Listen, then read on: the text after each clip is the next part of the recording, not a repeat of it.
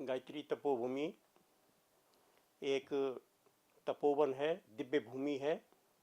यहाँ पर साधना करना ये मनुष्य के सौभाग्य की बात है। यहाँ 9 दिवसीय शिविर हर महीने लगते रहते हैं। इन साधना शिविरों में आने का सभी लोगों को अवसर मिलता है। कोई भी व्यक्ति पहले से सूचना दे करके स्वीकृति मंगा करके इन शिविरों में आ सकता है। 9 दिवसीय शिविरों में 2 कक्षाएं रोज होती हैं, जिनमें गायत्री और यज्ञ के तत्व दर्शन पर भी चर्चा होती है और विभिन्न विषयों पर रोजाना प्रवचन होते हैं। हमारा उद्देश्य ये रहता है कि यहाँ जो व्यक्ति आया है 9 दिन की साधना के लिए, वो यज्ञ और गायत्री के तत्व दर्शन को समझे और अपने जीवन में उतारे। ये बहुत आवश्यक है। केवल गायत्री मंत्र जप लेने से कोई बहुत बड़ा लाभ हो जाना है, ऐसा नहीं है। उसके तत्व दर्शन को हमें अपने जीवन में उतारना पड़ेगा, तभी गायत्री मंत्र का चमत्कार हमारे जीवन में फलित होगा। यज्ञ में केवल हवन सामग्री और घी की आहुतियाँ देने से यज्ञ नहीं हो जाता है।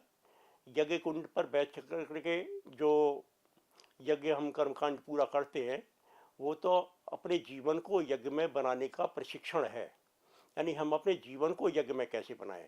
यज्ञ का अर्थ होता है परमार्थ के लिए किया हुआ काम, और वही हमें अपने जीवन को बनाना है। उसके लिए कैसे करें, ये इसका प्रशिक्षण यज्ञ कुंड में बैठ करके यज्ञ करने में होता है। यज्ञ का एक एक कर्मकांड बड़ा महत्वपूर्ण है। एक कर्मकांड भी अगर जीवन में उतर जाए तो काम चल जाता है, फिर आगे यज्ञ करने की आवश्यकता नहीं होती। आपको जानकर आश्चर्य होगा, परम पूज्य गुरुदेव तो कभी यज्ञ करते ही नहीं थे। क्यों नहीं करते थे? क्योंकि उनका सारा जीवन ही यज्ञमय हो गया था। उनकी हर सांस एक आहुति थी। तो वही काम हमें भी करना है। उनका हर कार्य एक यज्ञ था।